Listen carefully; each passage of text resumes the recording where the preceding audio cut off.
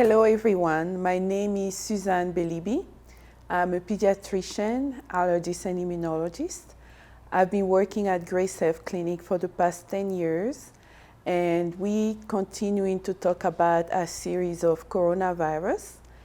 At Grace Health Clinic, we've diagnosed so far around 70 patients out of 300 tested, and our patients did really well. Today, I would like to present the pediatric cases that we encountered.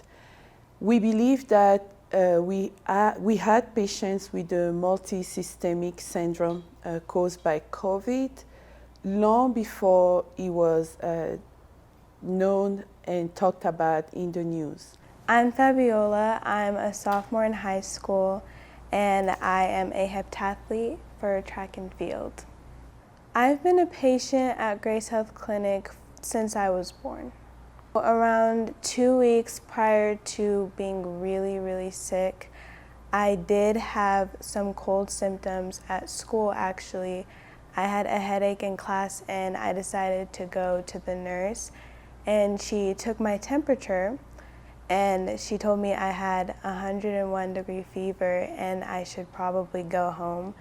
But I had an activity planned after school, so I didn't really want to.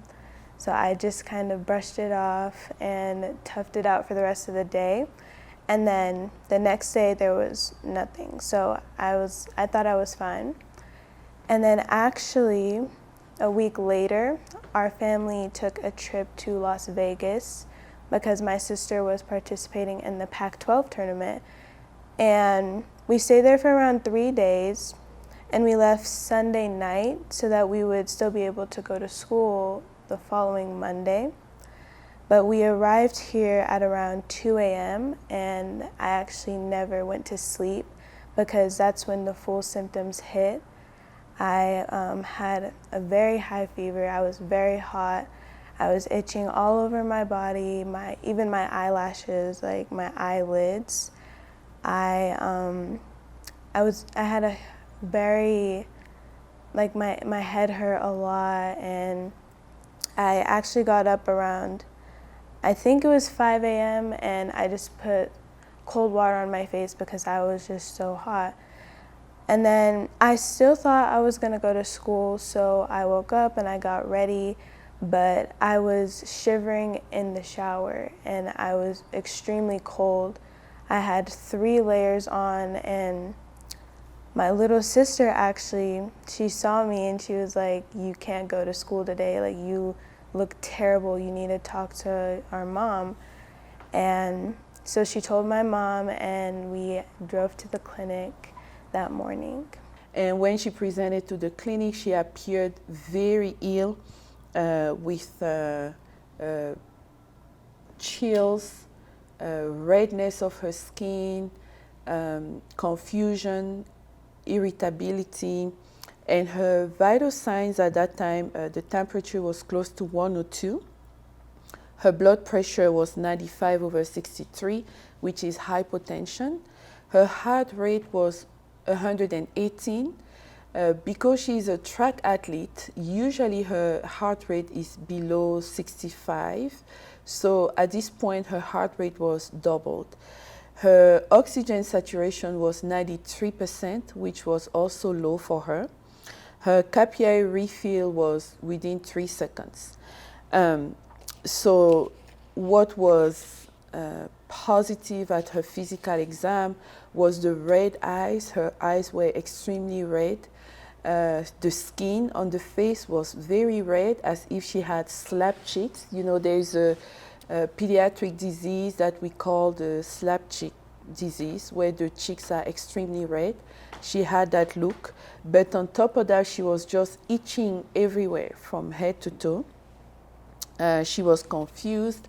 She also had some sign of meningitis because her neck was really rigid. She couldn't really look up, and she had neck pain.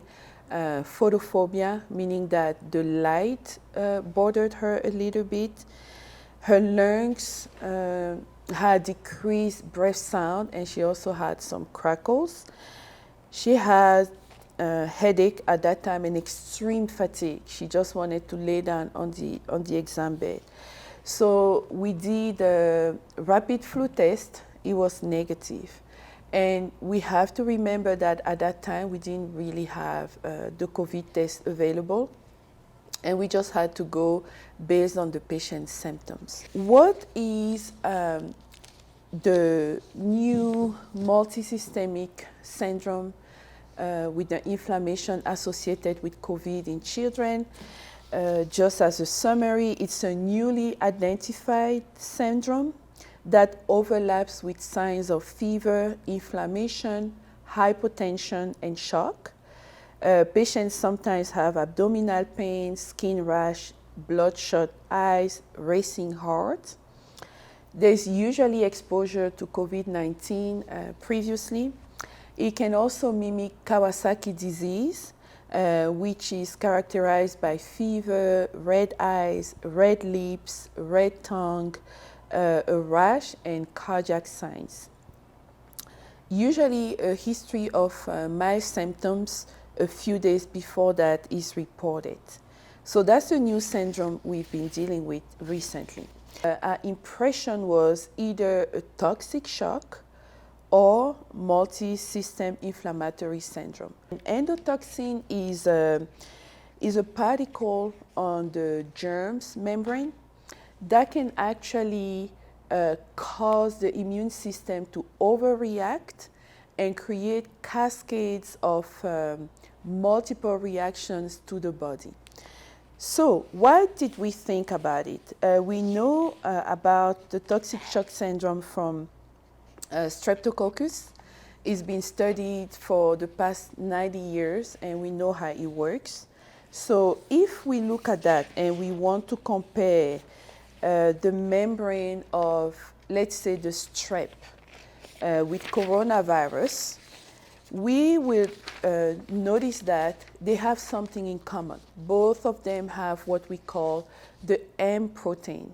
And that M protein is actually what is the culprit that we were able to identify on both germs. So if this is coronavirus, and of course I didn't make those pictures, I took it from different journals and publications, and I really want to acknowledge them for copyright purposes. But if this is coronavirus, we notice that coronavirus has multiple spikes on its membrane, and those spikes actually helps to protect it and to multiply. And if you notice here, it has what we call the M protein right there. And this M protein, those little yellowish triangles, are all over the membrane.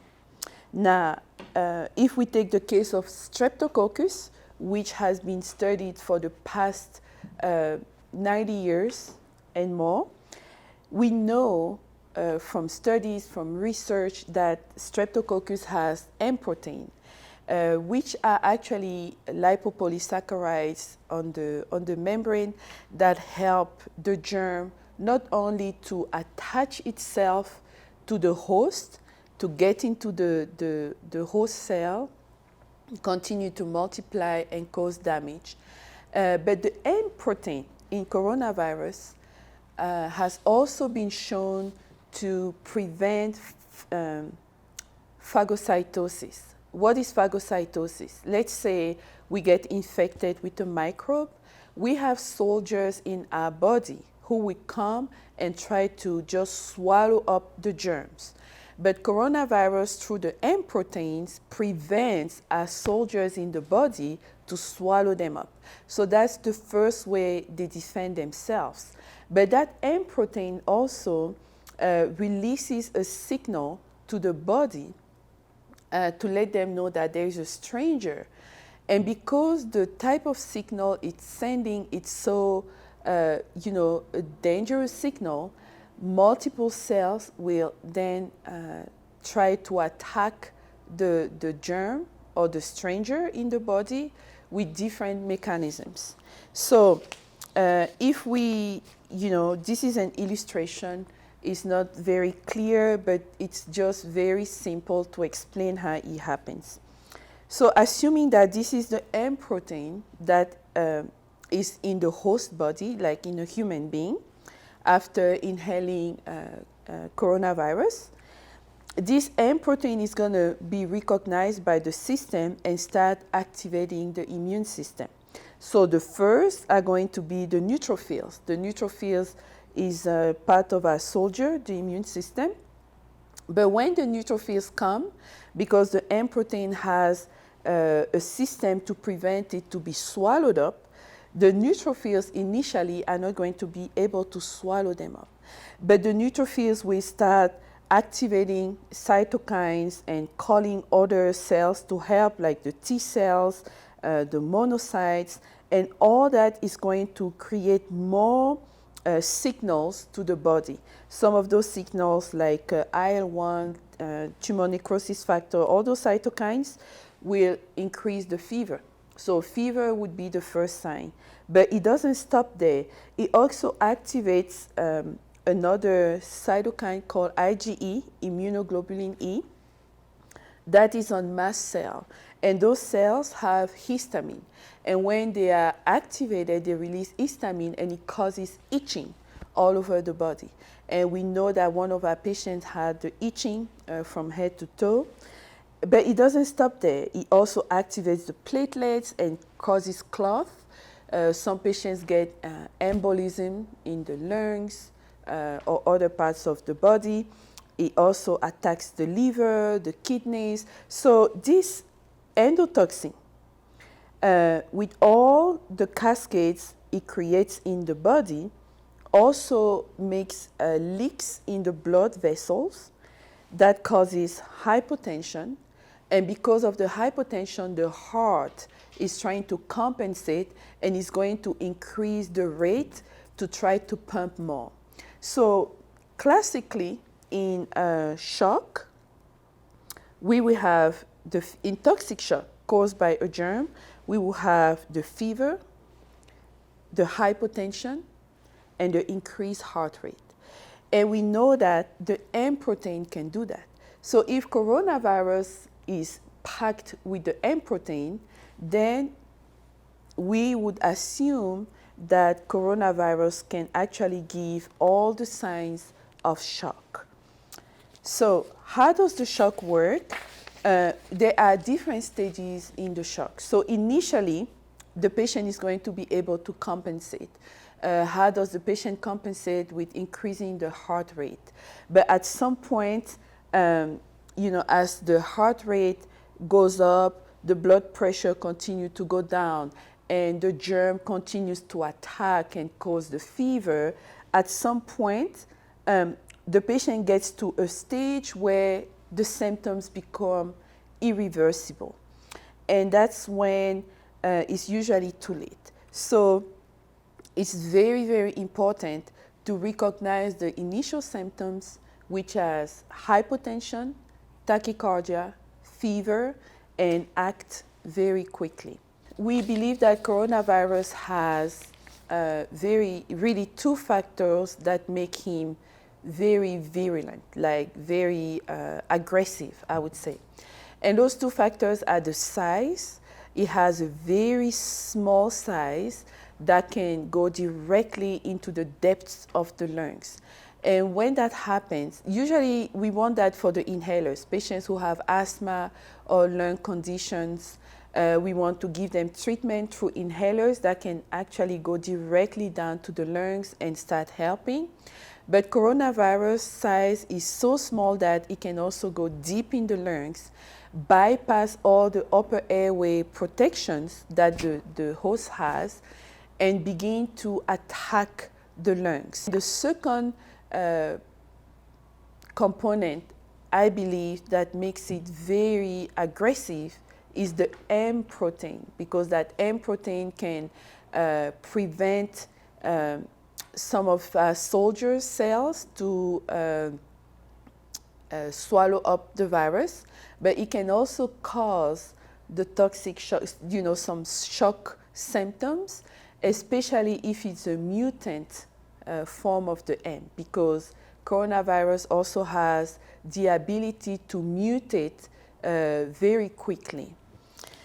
Therefore, looking at that and knowing where to attack, we came up with two treatments for our patients. The first one was the shot of cephalosporin. Why a shot? Cephalosporin, ceftriaxone or rocefin, all that is the same name.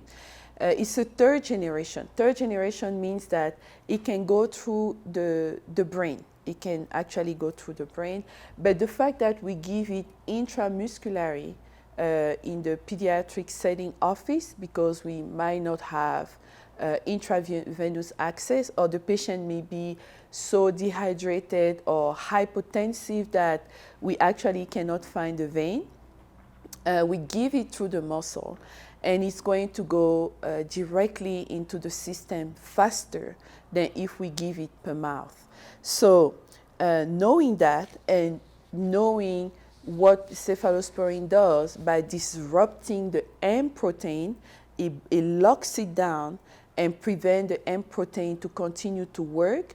Therefore, it disrupts the membrane of the germ, in this case coronavirus, and it cannot continue to reproduce or multiply itself. That's what the cephalosporin does. Now, why did we think about Tamiflu? We know from experience that patients who have influenza, when we give them Tamiflu, they do better. But what does Tamiflu actually does? When the germ goes into the cell, it uses all the nutrients and all the products, inside the cell to build itself. And then it has to come out of that cell that was destroyed to attack another cell. So Tamiflu actually blocks the exit of the new formed virus to go to another cell. So we thought that if we can give a medication that will disrupt the cell membrane, and then another medication that will prevent the virus to come out of the cell and attack another cell, then we would inactivate the whole process. And that's what we did. So if we look back at coronavirus here, the membrane, we would assume that cephalosporin will attack the M protein and disrupt the whole membrane. And then Tamiflu would actually prevent, so if this is coronavirus, comes in here, uses all the cells products to get built and go back out to attack other cells, then Tamiflu would prevent this to happen. So there wouldn't be any budding or any exit from the cell. And that's exactly what we give to our patients. After I got the shots, I felt so much better. So it hurt a lot, but I think that was exactly what helped me. I also did get Tamiflu, I believe, pills, so that helped a lot as well. And I moved to a different room to just sit and relax, and I was able to eat and drink more comfortably. I went back to school the next day. I went to practice that same day. I was perfectly fine. If we look at coronavirus and how it attacks the human body, and we look at the symptoms that it causes, especially in children, we could potentially use cephalosporin third generation to stop the process of the M protein, and Tamiflu as necessary.